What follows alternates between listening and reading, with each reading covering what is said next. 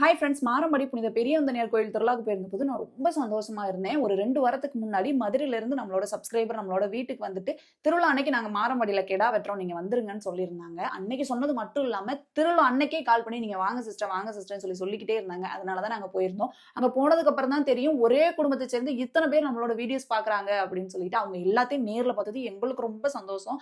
அங்க நாங்க போகாம இருந்திருந்தோம் அப்படின்னா, அவங்களோட பாசத்தையும் அன்பையும் நாங்க கண்டிப்பா மிஸ் பண்ணியிருப்போம். எல்லாருமே நல்லா பேசினாங்க. சாப்பிட்டு நாங்க வீட்டுக்கு வந்துட்டோம். நான் கல்யாணம் முடிச்ச ஸ்டார்டிங்லலாம் எங்க அம்மா வீட்டு சைடு யாருமே பேச மாட்டாங்க. கல்யாணம் முடிச்சு 2 மாசத்துல நான் வேலைக்கு போக ஆரம்பிச்சிட்டேன். வேலைக்கு போன இடத்துலயுமே என்னால நிம்மதியா வேலை பார்க்க முடியல. ஏன்னா நெறைய பேரோட வார்த்தைகளால நான் காயப்பட்டிருக்கேன். போய் நீ இவன கல்யாணம் முடிச்சுட்ட, நீ எல்லாம் எப்படி வாழ்க்கையில முன்னேற போறேன்னு கேட்கக்கூடாத வார்த்தைகள்லாம் நான் இந்த வயசுலயே கேட்டுட்டேன். அப்படி சொன்னவங்க இப்ப என்ன சொல்றாங்கன்னா, பரவாயில்ல உன்னை நல்லா பாத்துக்கிறேன் போல அப்படின்னு சொல்றாங்க. ஆனா இதுவும் எனக்கு பத்தாது. நீ வீட்டுல பார்த்து கல்யாணம் முடிச்சிருந்தா கூட இப்பேற்பட்ட மாப்பிள்ளை நீ கல்யாணம் முடிச்சிருக்க முடியாது அப்படின்னு சொல்ற அளவுக்கு நானும் கருவாவும் கஷ்டப்பட்டு முன்னேறிக்கிட்டே இருப்போன்ற நம்பிக்கை எனக்கும் கருவாவுக்கும் நிறையவே இருக்கு.